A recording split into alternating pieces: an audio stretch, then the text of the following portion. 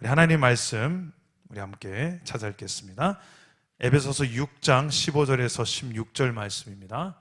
에베소서 6장 15절에서 16절의 말씀, 신약성경 317페이지에 있는 말씀입니다. 우리 한 목소리로 같이 읽겠습니다. 에베소서 6장 15절에서 16절입니다. 시작. 평안의 복음이 준비한 것으로 신을 신고 모든 것 위에 믿음을 방패를 가지고 이로써 능히. 아멘. 자, 오늘도 말씀으로 찾아오시는 주님을 만나기를 축복합니다. 우리 에베소서를 통해서 우리 계속해서 교회가 어떤 존재인가, 우리는 어떤 교회가 되어지면 좋을까, 아니 이미 우리가 그런 교회로 살아가고 있나, 아니면 이 성경대로 성경에 나타난 교회대로 우리가 좀 더 배우고 살아가야 될 영역들이 더 많은가, 이 성경을 기준으로 교회를 우리의 거울 삼아서 계속해서 말씀을 살펴보고 있습니다. 교회는 예수 그리스도를 머리로 한 몸이 교회입니다. 다시 말해서 예수를 믿는 모든 자가, 저와 여러분이 교회입니다. 이 예배당이 교회가 아니고 저와 여러분, 우리 안에, 우리를 성전 삼고 하나님이 우리 안에 거하십니다. 그래서 우리는 그냥 함부로 막 살아서는 안 될 존재예요. 어떻게 살아야 된가? 어떻게 사는 게 교회답게 사는 것일까? 에베소서에 나와요. 교회가 교회답게 살 때 어떤 일이 벌어지는가? 기가 막힌 일들이 일어나요. 생각해 보세요. 이 사람이 머리가 있고 몸통이 있잖아요. 이 머리에서 이 모든 게 다 통제되고 정보를 주죠. 자, 오른손 들어, 왼손 내려. 이 모든 지시가 머리에서 나오죠. 예수 그리스도가 교회의 머리라는 것은 우리의 모든 게 그분으로 인해서 통치를 받는 존재, 그분의 지시와 그분의 다스림을 받을 때, 이게 정상적으로 작동될 때, 이게 장애인이 아니죠. 우리가 만약 장애가 있으면 여기서 사인을 줬는데 이게 안 올라가면 이게 장애가 있는 거잖아요. 근데 건강한 교회는 오른손 들어 하면 오른손 들리는 교회예요. 이렇게 되었을 때, 정상적으로 작동되었을 때, 에베소서 말씀해 보니까 그 영광의, 하나님의 영광의 풍성한 것으로 교회를 충만하게 하고, 뿐만 아니라 교회만 충만하게 하나님의 영광을 채우는 게 아니라 세상 만물도, 우리가 만나는 모든 사람들도. 제가 최근 이제 아침마다 저희 집에서 하는 게 있습니다. 저희 집에 가훈이 있어요. 가훈. 너는 복이 될지라. 액자로 나가는 현관문 앞에 애들이 이제 신발 신고 가방 메고 이제 학교에 나갈 때 제가 가서 이렇게 꼭 끌어안고 축복 기도를 해줘요.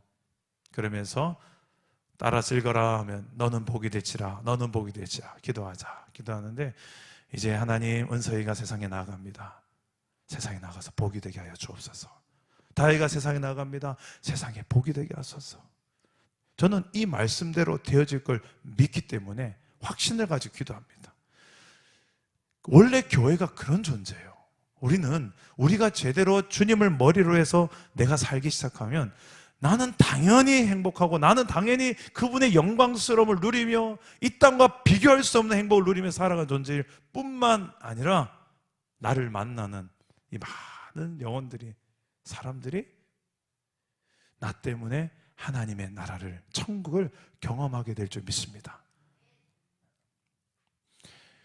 그런데 문제가 있어요. 우리를 그렇게 가만 놔두지 않는 존재가 있어요. 에베소서 말씀 보니까 하늘에 있는 정사와 권세와 이 어둠의 세상 주관자, 하늘에 있는 모든 악한 영들, 다시 말해서 마귀들이 쫙 깔려 있어요.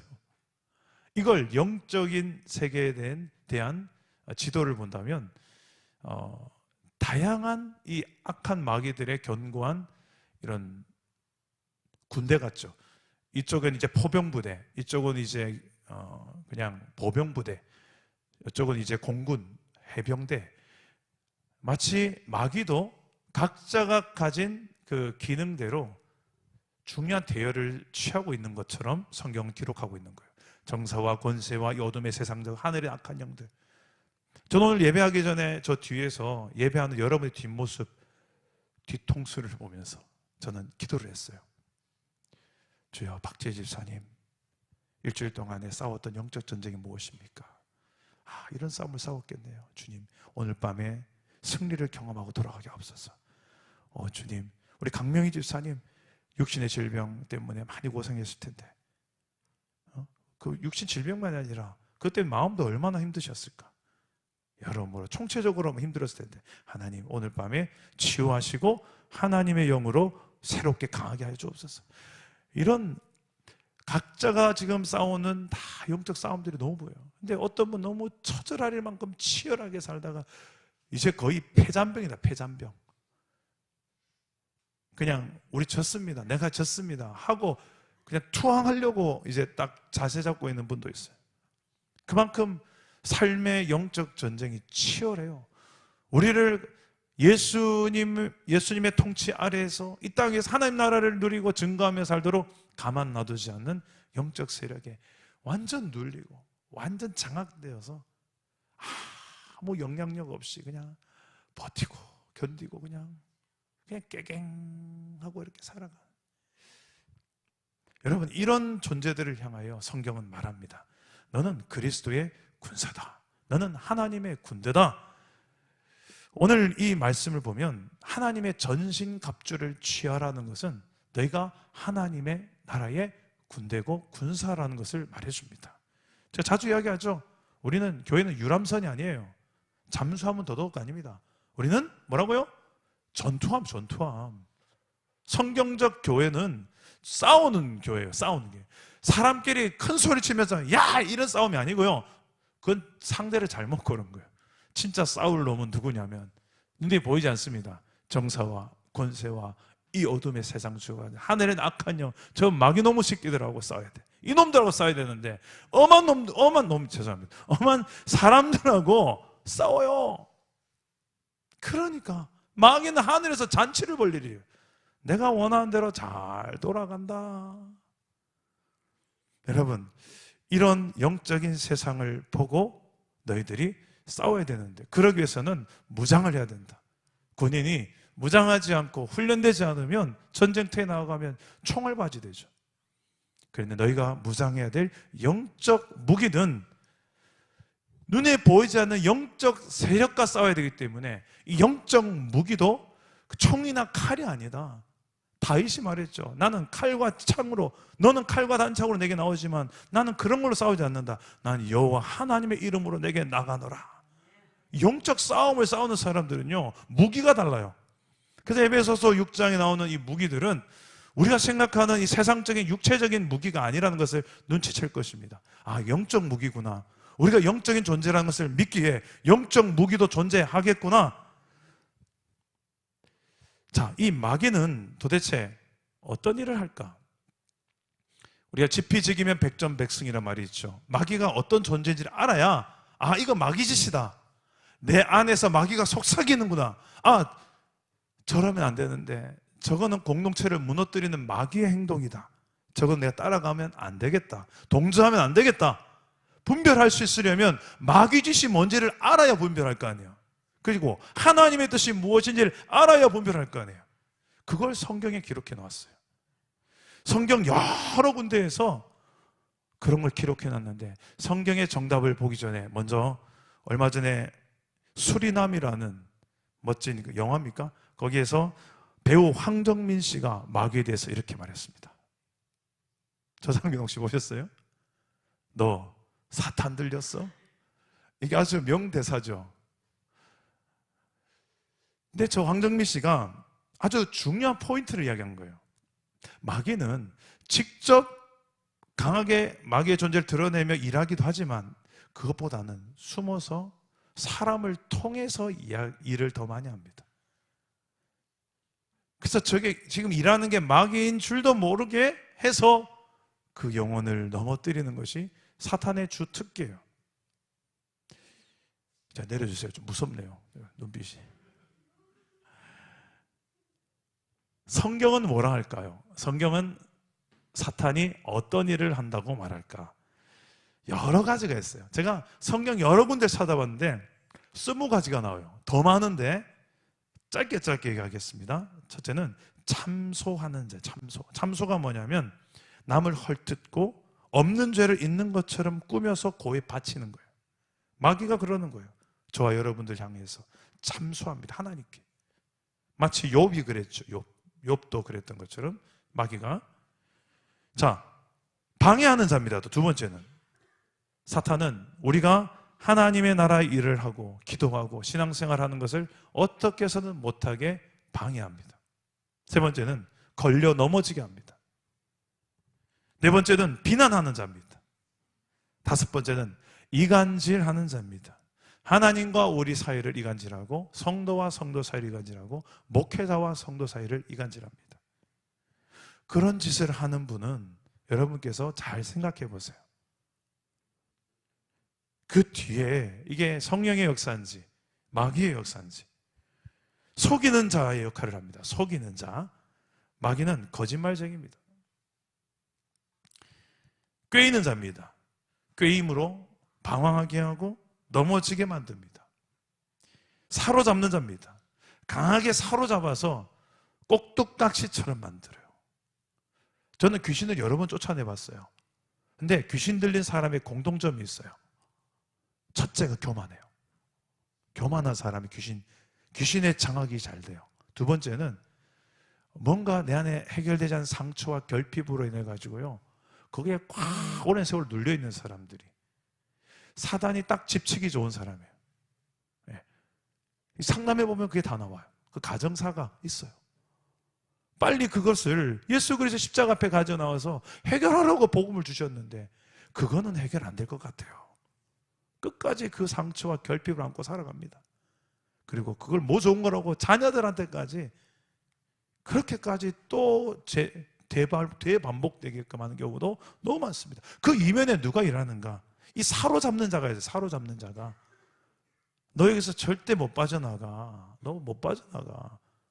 너희 아빠도 그렇게 내가 사로잡았거든. 너희 엄마도, 너희 가족도. 너 보고 자랐잖아. 너도 그렇게 될 거야. 봐봐, 너 이미 그렇게 하고 있지. 네 자식들 봐봐, 너 그렇게 하고 있는 거 보고 뒤에 손가락질하고 있어. 마귀는요, 기가 막히게 우리의 과거, 현재 모습들을 기가 막히게 다 보고 있어요. 그러면서 우리의 모든 연약한 점들을 가지고 무기력하게 만듭니다. 사로잡아 버릴 때까지, 완전 장악할 때까지. 불순종한 자입니다. 하나님의 뜻의 반대편을 얼마나 그 추구하는지 몰라요. 정답을 알지만 그렇게 안 살려고 하게 만드는 힘입니다.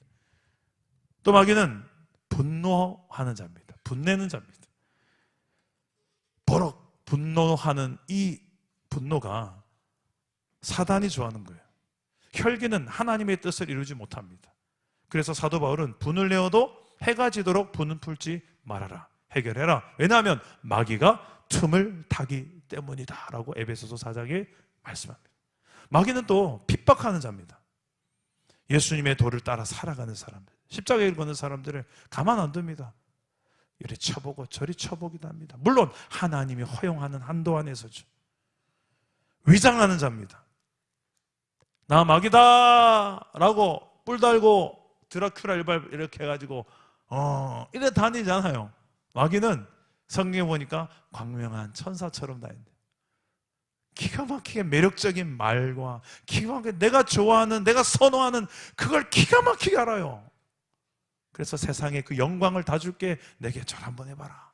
예수님도 그렇게 유혹하잖아요. 우리가 뭘 요구하는지를 기가 막히게 아는 존재가 마귀입니다. 그 매력적인 것들을 가지고 우리에게 와요. 위장해서 유혹하는 자입니다. 그리고 죄를 짓게 만드는 자고, 의를 행하지 못하게 만드는 자고, 의혹하게 만드는. 의혹이란 의심하여 수상하게 여기는 거예요. 잘 못 믿는 거죠. 믿을 만한 것도 못 믿게 하는, 이 의혹하게 하는. 분별과 의혹은 다릅니다. 악한 생각을 주는 자입니다. 교만하게 하는 자입니다. 그리고 근심하고 두려움을 가지게 하는 자입니다. 근심과 두려움은 믿음의 반대편에 있는 단어들이에요. 믿음과 가까운 곳에 있는 언어는 평안이고 기쁨입니다. 마지막으로 마귀는 불신앙을 주는 자입니다. 어떻게 해서든 우리 마음에 믿음이란 단어를 빼내려고 합니다. 이와 같은 이 성경이 전부 구절들을 제가 다 일일이 소개를 못하는데 성경에 다 이런 구절들이 나와 있어요. 아, 마귀는 성경 안에 가득 역사하고 있었구나. 하나님의 역사만 기록한 것이 아니라 이 영적 전쟁의 세상이 성경의 역사였구나. 동시에 마귀의 역사들도 가득 기록되어 있어요. 그 마귀의 지배당해서 이스라엘 백성들이 살았을 때 얼마나 비참한 삶을 살았는지를 우리 새벽기도 때 계속 말씀을 통해 보고 있지 않습니까? 틈만 나면 우리를 어떻게 해서든 넘어뜨려는 저 영적 실체, 그는 우는 사자처럼 어르렁대며 우리를 넘어뜨리려 보고 있습니다. 동시에 광명한 천사처럼 멋지고 매력적인, 내가 혹할 수 있는 그게 무엇인지를 알고 그걸 걸고 내 곁에 옵니다. 정말 내가 걸어가야 될 주님이 원하시는 그 길과 뜻은 내려놓게 하고 너 이거 원하잖아 해 라고 나를 부추깁니다. 이런 영적 실체가 우리 주변에 늘 가득해요. 틈만 노리고 있어요. 오죽 많았으면 성경에 군대 귀신이라는 존재가 있다고 하겠습니까? 그런데 이 영적 싸움은 우리가 두려워하고 쫄면 오히려 저들은 더 득세합니다. 두려워해야 될 존재가 아니라 우리가 저를 대적하면 그들은 떠나가는 존재예요. 우리가 그 실체를 잘 몰라서 그렇지 두려워하라고 제가 오늘 이렇게 설명하는 거 아닙니다. 여러분, 마귀 대단한 존재입니다. 두려워하십시오. 이게 아니고요. 어떻게 해서든 우리를 넘어뜨리라는 속이는 자입니다. 실체는 이미 예수 그리스도의 그 십자가와 부활로 이미 패배를 선언한, 우리는 어떻게 보면 이긴 싸움을 시작하고 있는 사람들입니다. 그걸 성경이 말했어요. 그래서 에베소서 6장 초반부의 말씀 보면 너희가 주 안에서 강해지고, 주 안에서 강해진다는 표현이 그런 말이에요. 예수 그리스도께서 이미 승리하셨기 때문에 그분 안에서 우리는 동일한 승리를 경험할 수가 있다. 자, 그래서 이런 영적 실제와 싸울 때 우리는 어떻게 싸워야 하나? 지난 금요 성령 집회 때 두 가지 영적 무기를 소개했죠. 하나는 진리의 띠, 하나는 의의 호심경, 흉배입니다. 진리의 띠는 허리띠 같은 건데요, 이것은 우리가 무언가를 향하여 목적을 정한 겁니다. 진리를 향하여 어디로 가나, 무엇을 위해 가나, 그것을 정확하게 진리로 말씀으로 허리띠를 띠고 집중하고 그리고 절제하면서 우리의 마음을 동여매는 거예요. 그 목적 없는 인생들은 허리띠가 헐렁합니다. 이래도 좋고 저래도 좋고 내가 왜 사나 몰라. 진리의 허리띠가 없어서 그래요. 진리의 말씀으로 내 허리를 탁 채워지면요 1분 1초가 아깝습니다. 시간을 쪼개야죠. 주를 위해서 살아도 이 짧은 인생. 그래서 집중하는 게 무엇에 집중하는 거야? 진리에 집중하는 거죠. 변치 않는 내가 진정으로 추구해야 될 가치, 하나님, 그의 나라, 그의 뜻, 내게 주어진 사명, 그 성경 안에 발견된 내 인생의 목적, 우리 공동체가 걸어가야 될 길, 이런 것들로 인해서 내 허리띠를 탁 졸라매고 그리고 집중하는 거예요. 다른 해도 되고 안 해도 되는 거, 이런 것들은 좀 이따 해도 되고 정말 해야 될 가치를 추구하는 거죠. 그 핵심 무엇입니까? 하나님의 말씀을 따라 순종하는, 주의 복음을 증거하며 주의 나라를 확장하는 삶을 살아가는 것 아니겠습니까? 그리고 의의 호심경은 우리의 흉배입니다. 내 의가 아닌 하나님의 의로 딱 내 가슴에 이 갑옷을 입는 거예요. 이 의의 흉배는 곧 내 의가 아니라 하나님의 의입니다. 십자가로 인하여서 그분이 완전한 의인이, 죄인이 나를 대신에 죽어주신 그것을 내가 믿음으로 나도 의인이라 칭해주겠다 말씀해 주시는 하나님의 은혜요, 하나님의 의입니다. 우리는 그 의의 호심경을 딱 착용해야지 봉사를 해도 섭섭마귀가 내 마음을 장악하지 못합니다. 대부분의 섭섭마귀가 좋아하는 타겟은 이 의의 호심경이 없는 성도예요. 내 의를 세우려 하고 내 공로와 뭔가 잘해야 나중에 장로 될 때 뭔가 되겠지, 뭔가 권사 될 때 뭔가 그런 직분을 타기 위해서 마치 그 직분도 계급으로 착각하시는 거예요. 그래서 뭔가 내 의를 쌓으려고. 여러분, 가장 위험한 신앙생활이에요. 우리가 쌓을 의는 없습니다. 이미 예수님께서 예수님의 의를 우리가 붙들고 사는 거지, 그분의 의를 붙들고 그분의 의 때문에 내가 이 죄인이고 이 부족한 내가 오늘도 주님 앞에서 살아갑니다. 주님을 위해서 봉사하고 주님을 위해서 마땅히 할 바를 하고 있을 뿐입니다. 이게 의의 호심경입니다. 그리고 이제 두 가지 무기를 더 소개하는데요, 오늘 말씀에 무엇입니까? 평안의 복음의 신이고 믿음의 방패입니다. 우리 한 번 더 15절과 16절을 한 번만 더 읽어보겠습니다. 시작.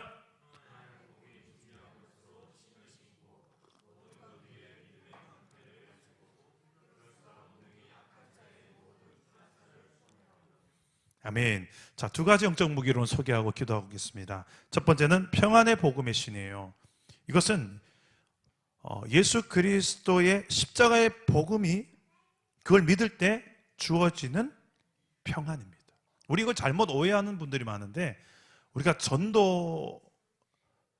전도해야 된다, 선교해야 된다, 이런 의미로 해석하는 분이 많아요. 평안의 복음의 신이니까 복음을 전하러 갈 때 신는 신발, 이렇게 우리는 이해를 하는데 그런 의미가 아니고요, 십자가의 복음을 믿을 때 그때 내게 주어지는 평안을 말해요. 평안. 그 평안은 세상에 어떤 돈 많고 뭔가 되어져서 누리는 평안이 아니에요. 그게 없어도, 때론 가난하고 부족하고 병들어도 세상이 어떻게 흔들 수 없는 평안이에요.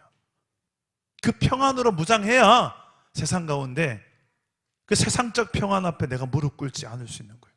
그거 없다고 내가 정말 비참한 사람인 것처럼 착각하지 않는 거예요. 여러분, 예수 믿는 우리는 이 신발이 필요합니다. 우리는 주님이 부르시는 그날까지 계속 믿음의 순례길을 걸어가야 되는데요, 그 길이 넓은 길, 아스팔트 길이 아니에요. 성경에 보니까 좁은 길이에요. 협착한 길이고, 가다 보면 이런 유리 조각도 있고 못도 있고 압정도 있고 그래요. 그래서 신발을 단디 신어야 돼요. 그 신발을 신지 않으면 군화가 얼마나 중요한지 군대를 갔다 오시면 아실 겁니다. 평안으로 복음 안에서 믿어지는 그 진정한 흔들 수 없는 평안의 신발을 딱 착용해야 우리가 영적 전쟁에서 이 섭섭마귀한테 지지 않고 세상적 유한한 그 평안이라는 그 달콤한 유혹 앞에서 영원한 이 평안과 맞바꾸지 않고요. 예수님은 이 평안을 말할 때 두 가지 평안을 말씀하셨어요. 첫째는 내가 세상에 화평을 주러 온 줄로 생각하지 말라. 마태복음 10장 34절 한번 읽어보실래요? 한번 읽어봅시다. 시작. 내가 세상에 화평을 주러 온 줄로 생각하지 말라.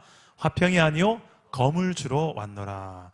자, 예수님께서 이 말씀을 하시는 것은, 예수님을 따르다 보면 때로는 가족도 좀 이렇게 뒤로 우선순위에 밀릴 때가 있어요. 그럴 때 예수님은 철저히 가정을 사랑하라고 가르쳤습니다. 내 몸처럼. 근데 중요한 것은 하나님과의 어떤 이런 일과 관계에 있어서 그 우선순위에 있어서 가족보다도 예수 그리스도가 더 우선이라는 것을 명확하게 하기 위해서 이 말씀을 하신 거예요. 내가 세상에 화평을 주는, 때로는 신앙 때문에 가정에 화평이 깨질 수도 있습니다. 그럴지라도 우리가 정말 걸어가야 될 그 길은 예수 그리스도를 믿는, 예수 그리스도의 주권을 인정하는 신앙의 길이라는 것입니다. 그래서 이 화평은 어떻게 보면 세상적인 그 화평을 의미하는 거예요.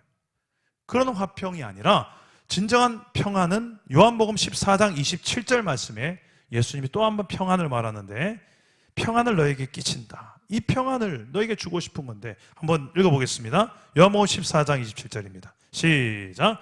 평안을 너희에게 끼치노니 곧 나의 평안을 너희에게 주노라. 내가 너희에게 주는 것은 세상이 주는 것과 같이 아니하니라. 너희는 마음에 근심하지도 말고 두려워하지도 말라. 자, 이것은 예수님이 십자가의 죽으심으로 그리고 부활하심으로 죄와 사망, 저주, 그로 인하여 진정한 평안을 누리지 못했던 인간들이 예수님 때문에 이제 누리게 되는 평안을 말해요. 그를 믿는 자마다 죽음도 어찌할 수 없는 평안을 내가 너에게 주노라. 영원한 하나님의 나라의 평안이에요. 그래서 우리 찬양에 평안을 너에게 주노라. 세상이 줄 수 없는, 세상이 알 수도 없는 평안, 평안, 주님의 평안, 평안을 내게 주노라. 할렐루야. 주님이 주시는 진정한 평안, 그것은 십자가를 통과해야만 얻을 수 있는, 누릴 수 있는 평안이에요. 거기에서 발견하는 거예요. 그 평안을 주시려고, 그 영원한 평안을 예수 안에서 누리도록 하기 위해서 예수님께서 십자가에 죽으셨습니다. 두 번째 무기는 무엇인가? 믿음의 방패입니다. 자, 믿음의 방패는 방어용 무기입니다. 고대 방패는 전쟁 시에 두 개를 사용했습니다. 하나는 몸방패라고 해서 큰 방패입니다. 한 120cm 정도 되는데요. 이것은 전투할 때 여러 명이서 몸방패를 딱 잡고 타타타타타 다 붙어서, 그리고 위에는 뒤 2열에 있는 사람은 45도로 이렇게 막아서 불화살이 날라오는 것을 또 막았습니다. 지붕처럼. 큰 방패, 121m 20대는 큰 방패를 붙이고 위에 지붕도 만들어서 전열을 이동하는 거예요. 이런 방패가 있었고, 손방패는 70cm 정도 됩니다. 이 팔에 착용하는 방패고, 오른손잡이라면 왼쪽에 착용하고 오른손은 칼을 들고, 이제 백병전을 할 때, 접근을 해서 싸울 때는 큰 방패로 들고 못 싸우죠. 큰 방패는 버리고 싸우는 방패입니다. 여러분, 이 방패를 언제 제일 많이 쓸까요?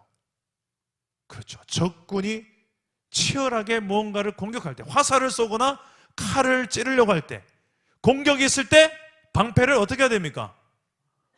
들어야 되죠. 들어야 되는데 내리면 어떻게 될까요? 화살 맞고 칼 맞고 죽지요. 다치겠죠.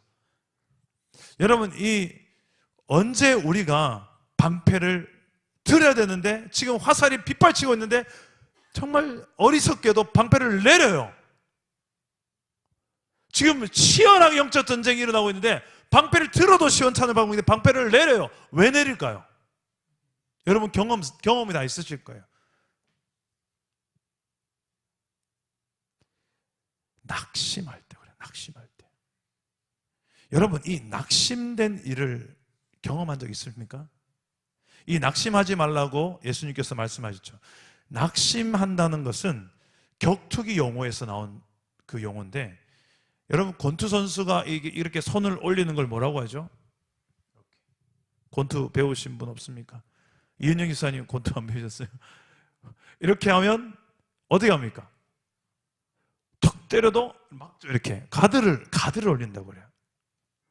근데 우리 몸 중에 이 턱을 살짝만 스쳐도요, 우리는 기절을 한대요. 이 턱 위치를 잘 지키기 위해서 가드를 이렇게 올리는 거래요. 근데 시합하다가 이제 코치가 옆에서 중간에 야, 가드 올려, 가드 올려, 그런 말 자주 하죠. 그만큼 이 가드를 올리는 게 중요해요. 권투하는 사람들이. 그런데 빗발치는 상대방의 공격 앞에 가드를 안 올리고 있으면 어떻게 됩니까? 이렇게 됐으면 제일 위험한 부위인 턱, 스치기만 해도 기절하는 이곳이 그냥 노출되는 거예요. 마치 영적 전쟁도 이와 같습니다. 이걸 내리는 행위가 낙심한다는 표현이 이런 표현이에요.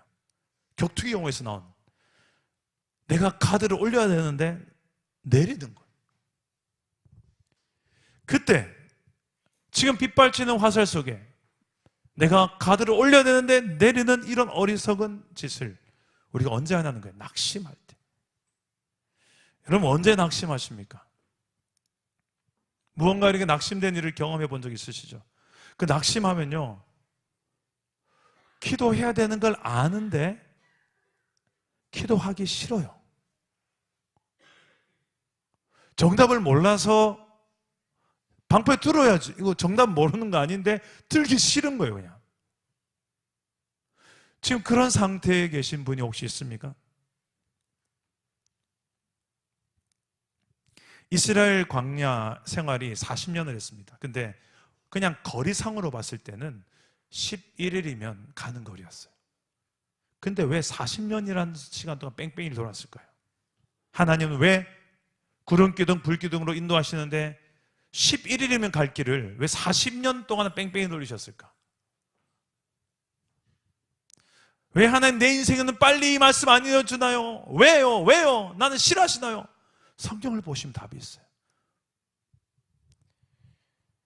이스라엘 백성들은 가다가 물이 없으면 낙심하고, 가다가 먹을 게 없으면 낙심하고, 먹을 걸 주면 입맛이 안 맞다고 불평투정하고 또 낙심하고, 그러면서 했던 중요한 특징 행위가 하나 있어요. 그게 뭐냐면, 나 돌아갈래. 어디로? 애굽으로.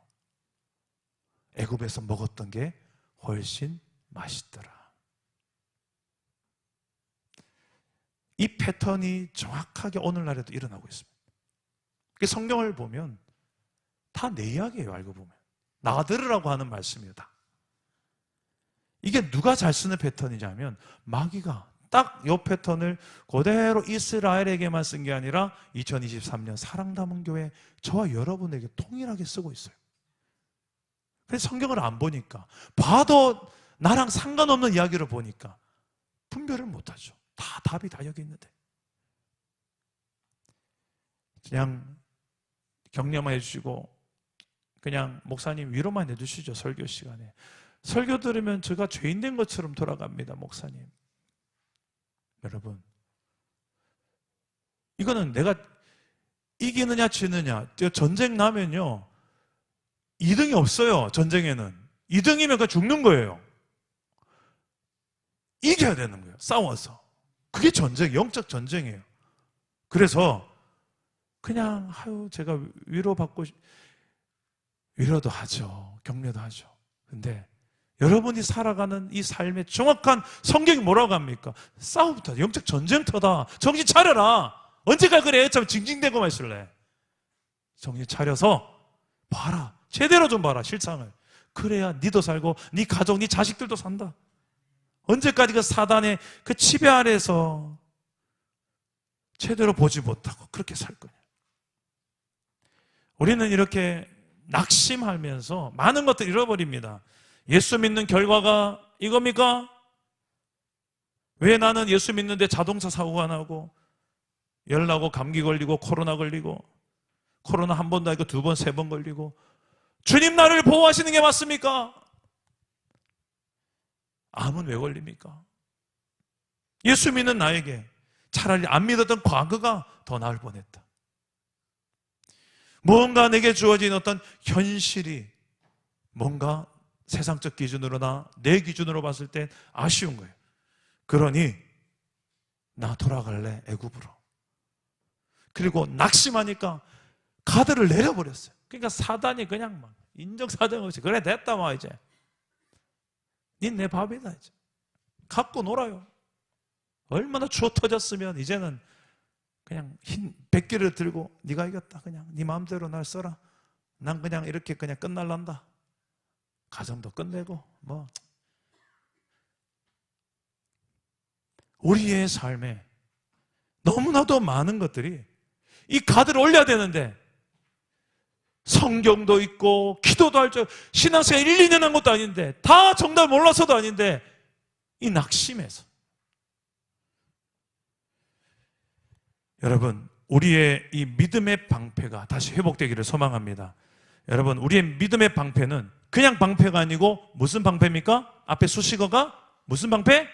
믿음의 방패. 이 믿음의 근거가 나에게 있을까요? 하나님께 있을까요?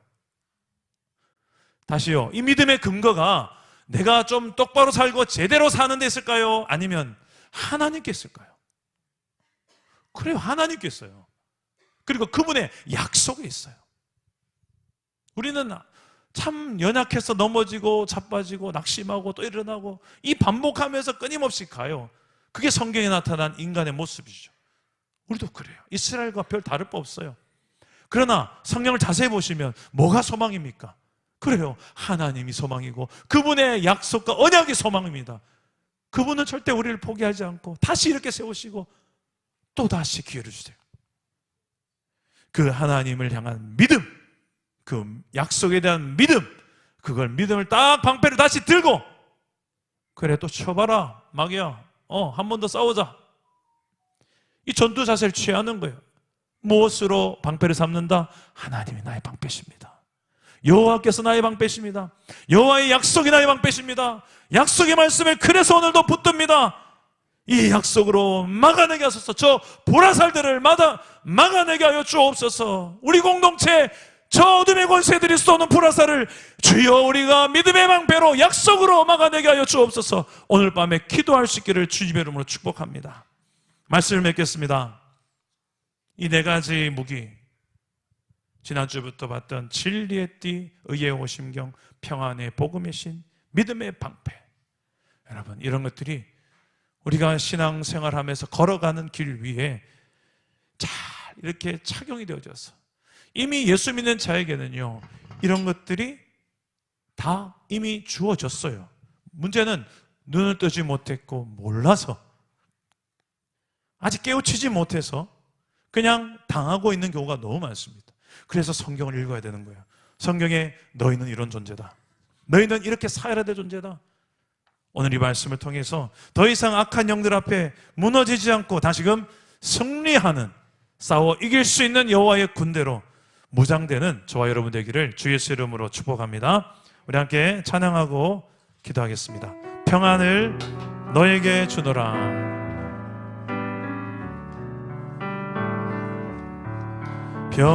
평안을 너에게 주노라. 세상이 줄 수 없는, 세상이 알 수도 없는 평안,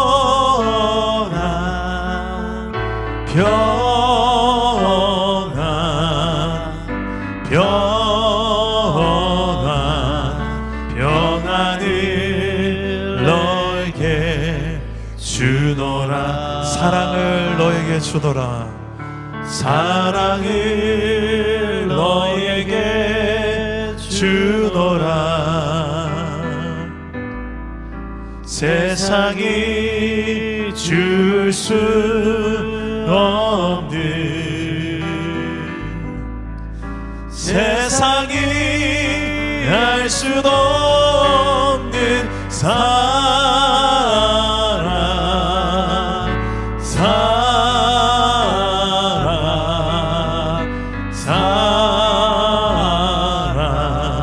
사랑을 내게 주노라. 우리 마음의 손으로 한 번 더 찬양합시다. 평안을 너에게 주노라. 세상이 줄 수 없는, 세상이 알 수도 없는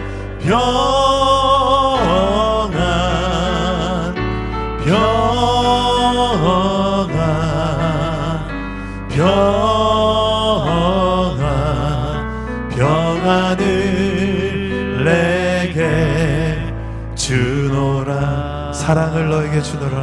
나의 사랑을 너에게 주노라. 세상이 줄 수 없는, 세상이 알 수도 없는 사랑,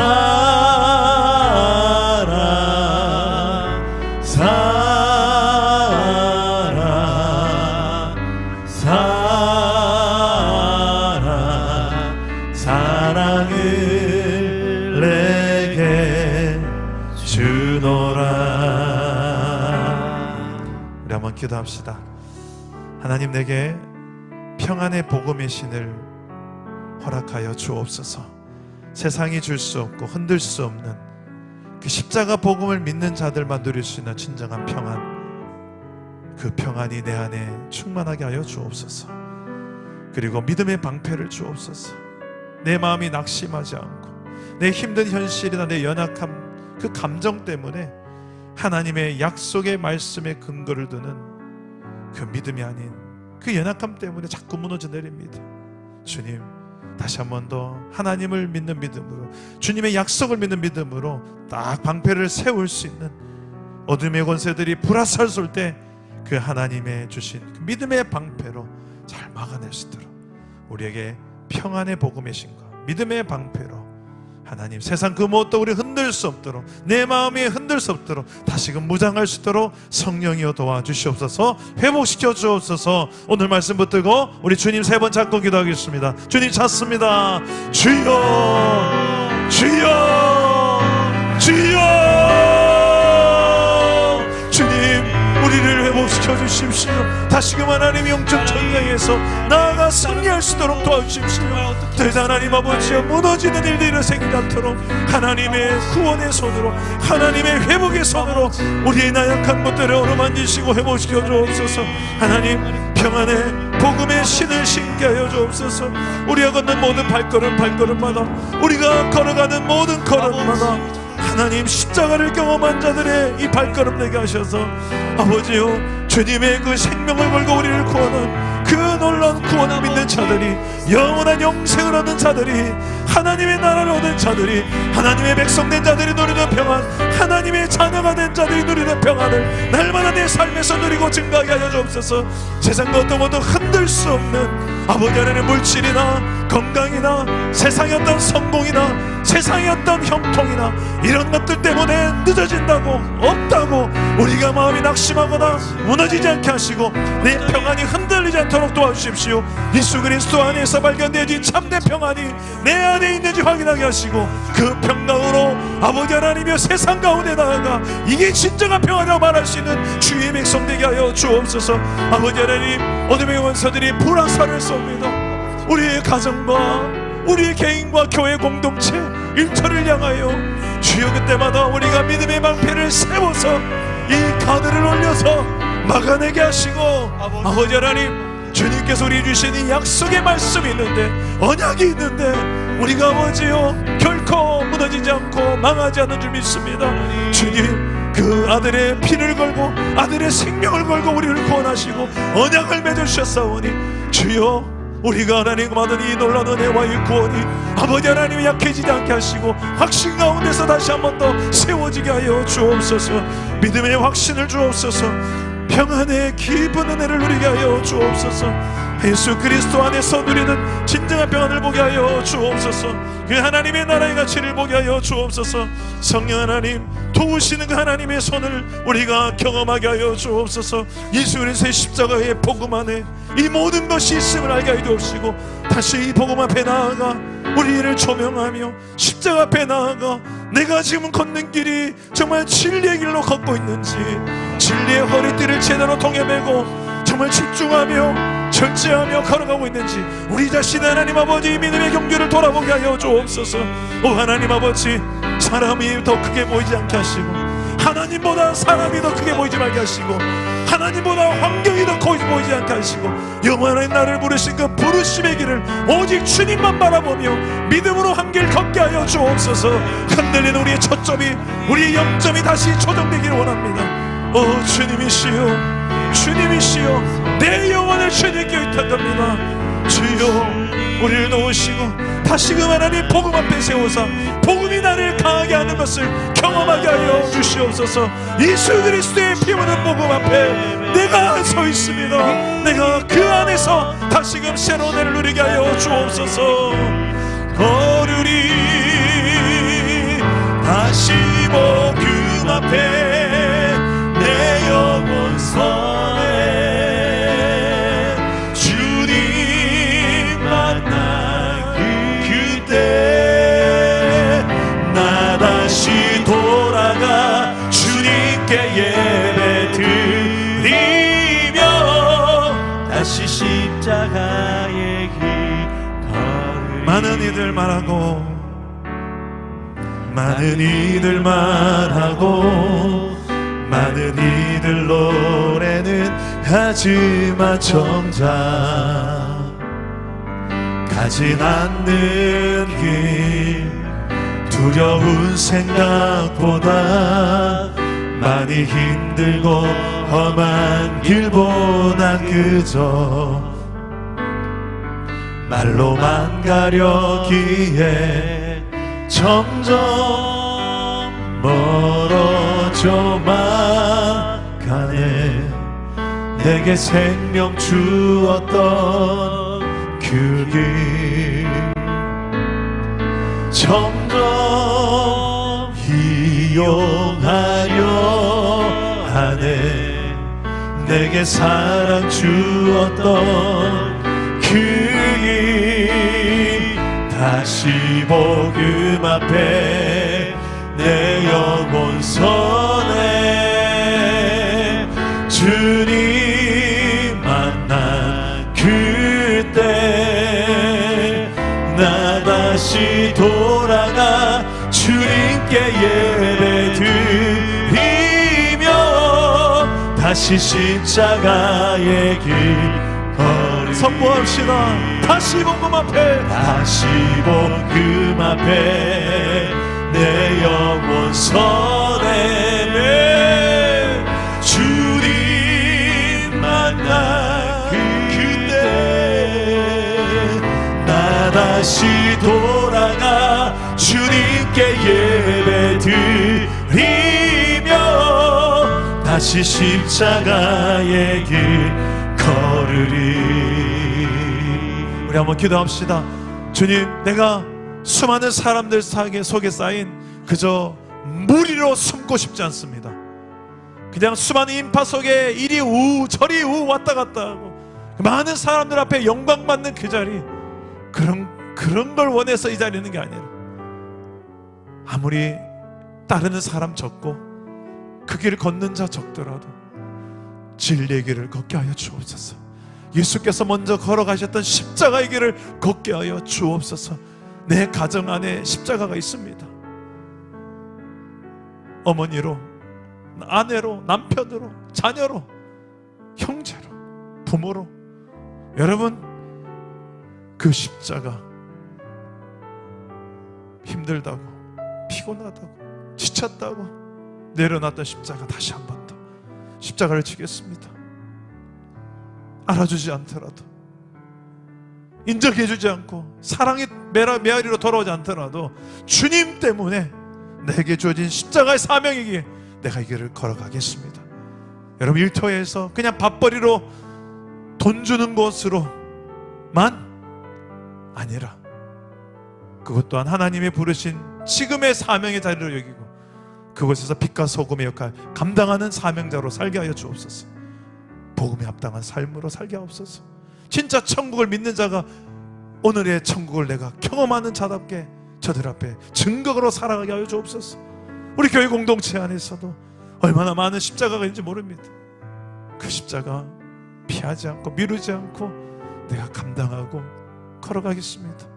복음의 은혜를 입은 자답게 다시금 내가 그 길을 걸어갈 수 있도록 주여 날마다 그의 사랑으로 강권하여 주옵소서. 우리 다시 한 번 더 그 십자가의 길을 걷게 해달라고, 제자의 길을 걸어갈 수 힘을 달라고, 성령의 권능을 다시 보달라고, 주를 향한 확실한 전심으로 믿고 신뢰한 믿음 달라고 우리 주님 세 번 찾고 기도하겠습니다. 주님 찾습니다. 주여, 주여, 주여.